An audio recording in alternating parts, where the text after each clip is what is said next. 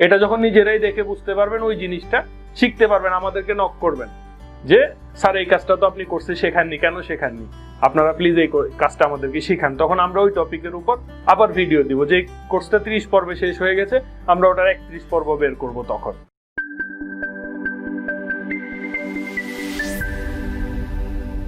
আসসালামু আলাইকুম ভিউয়ার্স, প্যান্টানিক আইটিতে আপনাদের স্বাগত জানাচ্ছি। আমি কাজী নিশাত আছি আপনাদের সাথে। আজকে আমাদের আলোচনার বিষয় হচ্ছে একটা কোর্স কমপ্লিট করার পর আমরা আসলে কি করব। আমরা অনেকেই অনেকগুলো কোর্স প্যান্টানিক আইটি থেকে কমপ্লিট করেছি। কেউ গ্রাফিক ডিজাইন করেছি, কেউ ওয়েব ডিজাইন, কেউ ডিজিটাল মার্কেটিং করেছি, কেউ অন্যান্য কোর্সগুলো শেষ করেছি। সার্টিফিকেটের জন্য অ্যাপ্লাই করে আমরা অলরেডি সার্টিফিকেটও পেয়ে গেছি। আসলে কমপ্লিট করার পর আমরা কি করব, এই গাইডলাইনটা আমাদের দরকার। যে কোর্স শেষ হয়ে যাওয়ার পরে আমাদের আসলে করণীয় কি, আমরা এরকম কিছু গাইডলাইনের ইনস্ট্রাকশন নিয়ে আজকের ভিডিওটি তৈরি করেছি। প্রথমে একটা জিনিস বলি, সেটা হচ্ছে কোর্স শেষ হয়ে যাওয়া মানেই আপনার কাজ শেষ না, বলতে পারেন আপনার কাজ শুরু। কারণ এতদিন আমরা আপনাদেরকে প্রশিক্ষণ দিয়েছি কিভাবে অস্ত্র চালাতে হয়, এখন আপনাদেরকে অস্ত্র নিয়ে মনে করেন যুদ্ধক্ষেত্রে নামিয়ে দিয়েছি। এখন মূল কাজ যে আপনারা যুদ্ধ করে জয়ী হয়ে ফিরে আসা। তো এই মূল কাজটা করার জন্য আপনাদের কিছু স্টেপ অবশ্যই ফলো করতে হবে।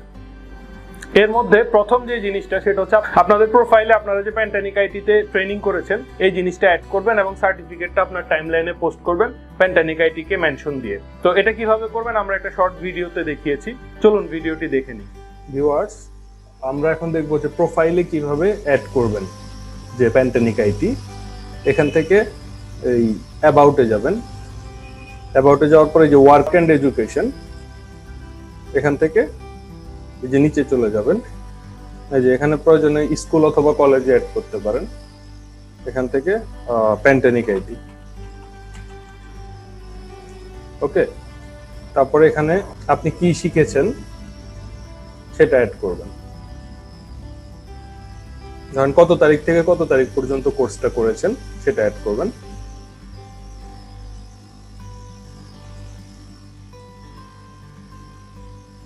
ওকে, ধরলাম ওয়েব ডিজাইন শিখেছেন, ওকে। এই যে ওয়েব ডিজাইন দিয়ে সেভ করবেন। সেভ করার পরে আপনার প্রোফাইলে এরকম শো করবে। আর এখানে যদি শো না করে তাহলে আপনি এই যে এখানে এডিট ডিটেলস আছে, এখান থেকে এই যে এখানে যদি টিক মার্ক না দেওয়া থাকে তাহলে শো করবে না, ওকে। এখান থেকে টিক মার্ক দিয়ে সেভ করে দিবেন। এই যে দেখেন এখানে আপনার শো করছে studied web design at Pantanik IT solution park, ওকে।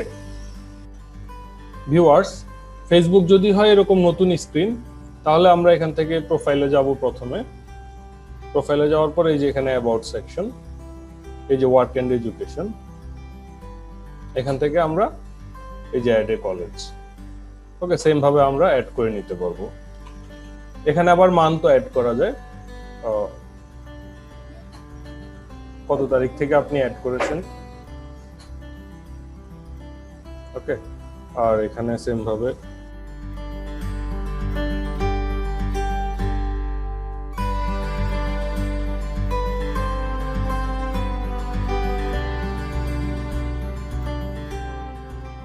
পরে শুরু করে আগে তো শেষ করা সম্ভব না, এই জন্য এই ডেটটা আগে দিতে হবে।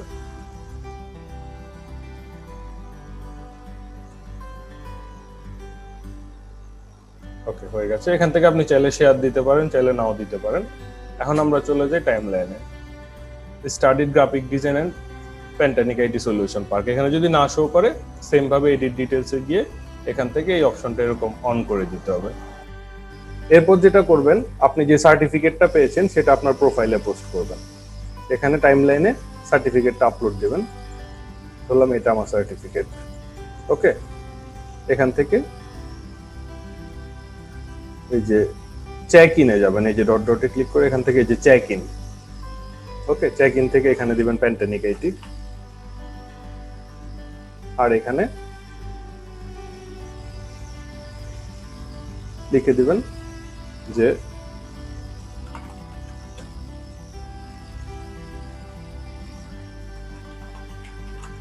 ওয়েব ডিজাইন কোর্সটি সফলভাবে সম্পন্ন করলাম, দিয়ে পোস্ট করে দেবেন।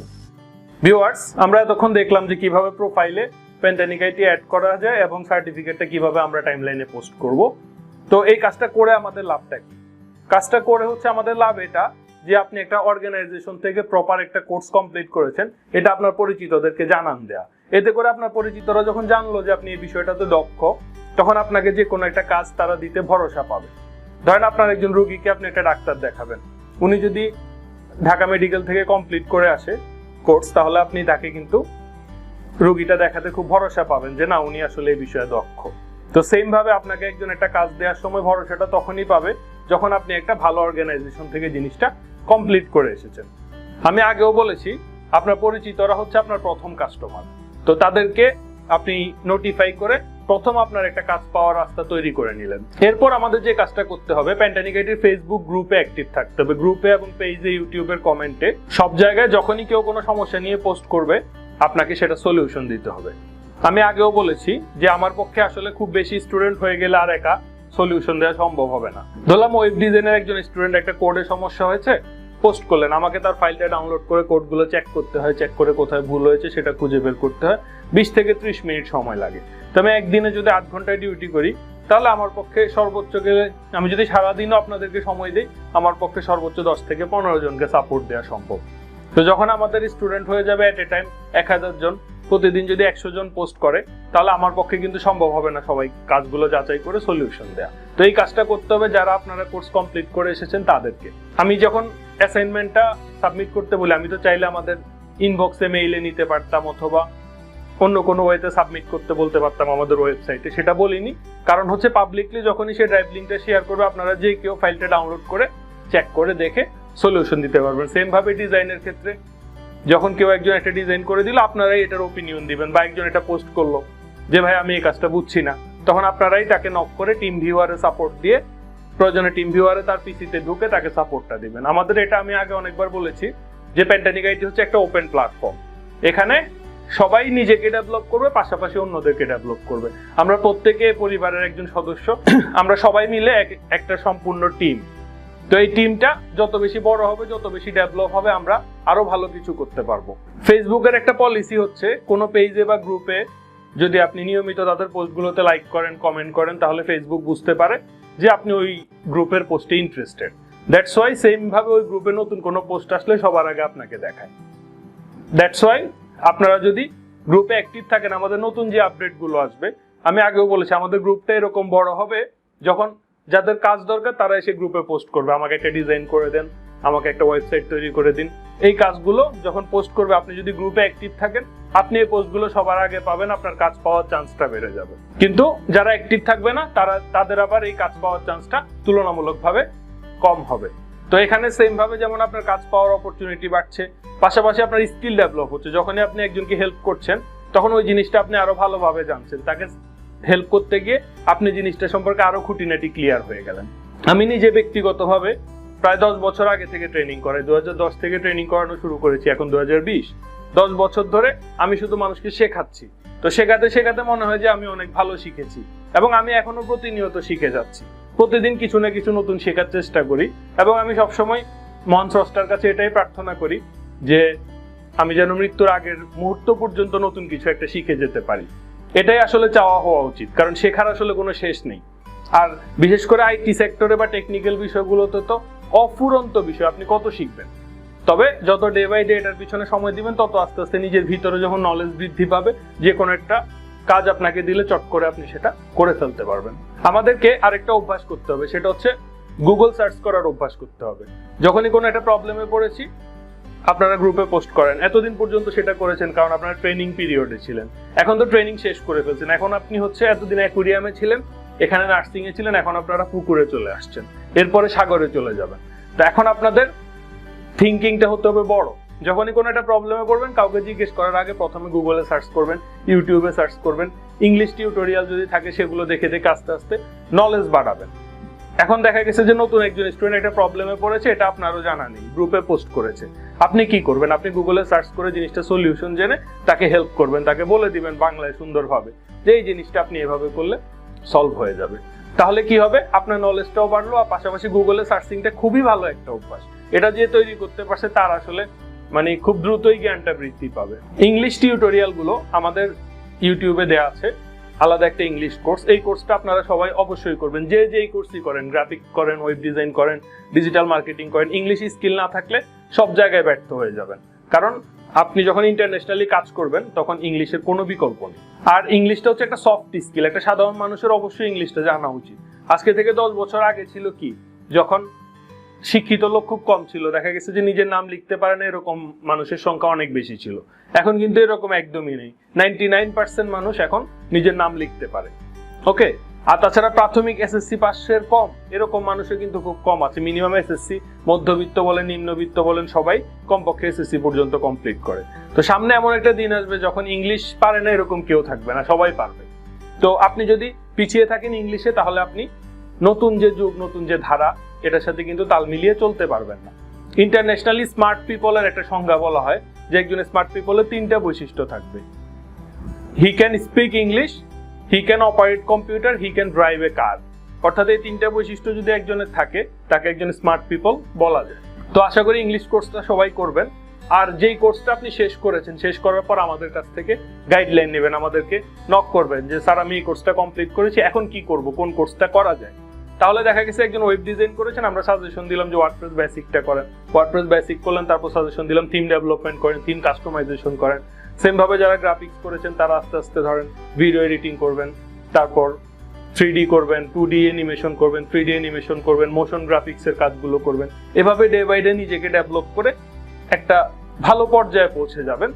তো এই ইনস্ট্রাকশনগুলো আমাদের কাছ থেকে নিয়মিত নেবেন যে আরো কি শেখা যায়। আর একটা বিষয় হচ্ছে প্র্যাকটিসের কোনো বিকল্প নাই। Practice practice practice practice continue করে যেতে হবে। যদি 6 মাস কাজটা না করেন তাহলে ভুলে যাবেন। এখন আপনি খুব ভালো কাজ পারতেছেন, 6 মাস ধরলেন না, 6 মাস পরে আপনাকে দেই আপনি সিম্পলি নাড়াচাড়াও করতে পারবেন না। তো প্র্যাকটিসটা কিভাবে করবেন? এতদিন ধরে ধরেন প্রতিদিন একটা করে কাজ করে হোম টাস্ক জমা দিয়েছেন, এখন যেটা করবেন নিজে নিজে করবেন। নেটে সার্চ করে যে একটা ডিজাইন দেখলেন, এটা করার চেষ্টা করবেন। ওয়েব ডিজাইনার একটা ওয়েবসাইট দেখলেন, এরকম করার চেষ্টা করবেন। করে করে করে করে এটা অ্যাসাইনমেন্ট হিসেবে জমা দিবেন। তবে এখনকার অ্যাসাইনমেন্ট গুলো আর ক্লাস 1, 2, 3, 4 এভাবে থাকবে না। অ্যাসাইনমেন্ট নাম্বার হবে 0।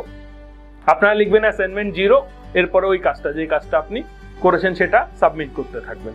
6 মাসে 1 বছর পরে যখন আপনি নিজের 6 মাস আগের করা কাজ আর 6 মাস পরের করা কাজ দুটো পাশাপাশি মেলাবেন, তখন নিজেই বুঝতে পারবেন যে আপনার ইমপ্রুভমেন্টটা কোন জায়গায় হয়েছে, কত নিট এন্ড ক্লিন খুঁটিনাটি আপনার কাজগুলো পরিষ্কার হয়ে গেছে। একটা পোর্টফোলিও ওয়েবসাইট আমাদের সবারই লাগবে, যেটা আমরা গ্রাফিক ডিজাইন করি, ওয়েব ডিজাইন করি, ডিজিটাল মার্কেটিং করি। আপনার একটা ওয়েবসাইট হবে, সেই ওয়েবসাইটে আপনার অলরেডি করা কাজগুলো আপনি তুলে রাখবেন। সেখানে যখন আপনার করা কাজগুলো সাজিয়ে রাখবেন, কোনো একটা ক্লায়েন্টকে আপনি প্রপোজাল দেওয়ার সময়ই এই পোর্টফোলিও ওয়েবসাইটের লিঙ্কটা ধরিয়ে দিবেন যে দেখেন আমার অলরেডি করা এই কাজগুলো আছে। আপনি যদি গ্রাফিক ডিজাইনার হন, আপনি পোর্টফোলিও ওয়েবসাইটটা আমাদের থেকে তৈরি করে নিতে পারেন, অথবা আমাদের ওয়েবের স্টুডেন্ট যারা আছে তাদের কাছ থেকে গ্রুপে পোস্ট করে ওয়েবের কাজগুলো করিয়ে নিতে পারেন।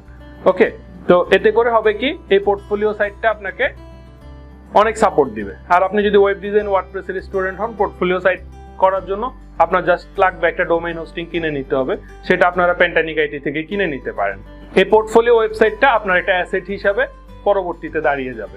আমাদের এই বেসিক কোর্সের পরবর্তীতে এই কোর্সগুলোর ইন্টারমিডিয়েট কোর্স আসবে। বেসিকে যখন একটা নির্দিষ্ট সংখ্যক ট্রেনি হয়ে যাবে, তখন আমরা ইন্টারমিডিয়েট কোর্স চালু করব। ইন্টারমিডিয়েটে যখন একটা নির্দিষ্ট সংখ্যক ট্রেনি হয়ে যাবে, তখন আমরা অ্যাডভান্স কোর্স চালু করব।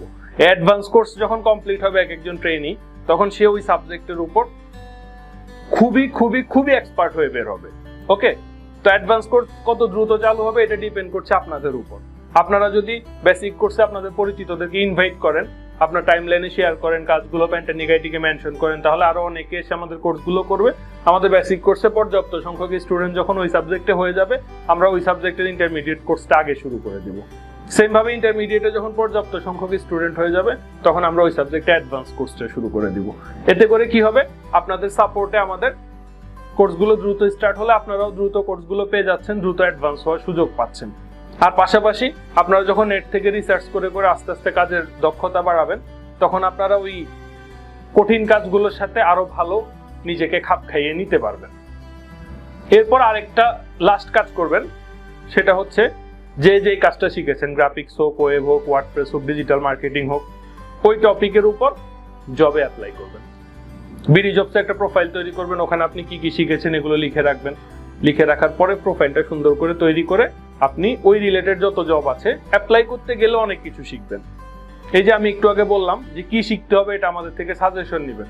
আপনি যদি জবে অ্যাপ্লাই করতে যান তাহলে আপনারা সাজেশন নিতে হবে না, ওখানেই দেখবেন যে ওয়েব ডিজাইনার যারা তাদের ওয়েব ডিজাইনের পাশাপাশি বুটস্ট্র্যাপের স্কিলটা চেয়েছে, তাদের ওয়েব ডিজাইনের পাশাপাশি জাভা স্ক্রিপ্টটা ভালো জানতে হবে এই জিনিসটা চেয়েছে, তখন আপনারা নিজেরাই বুঝবেন।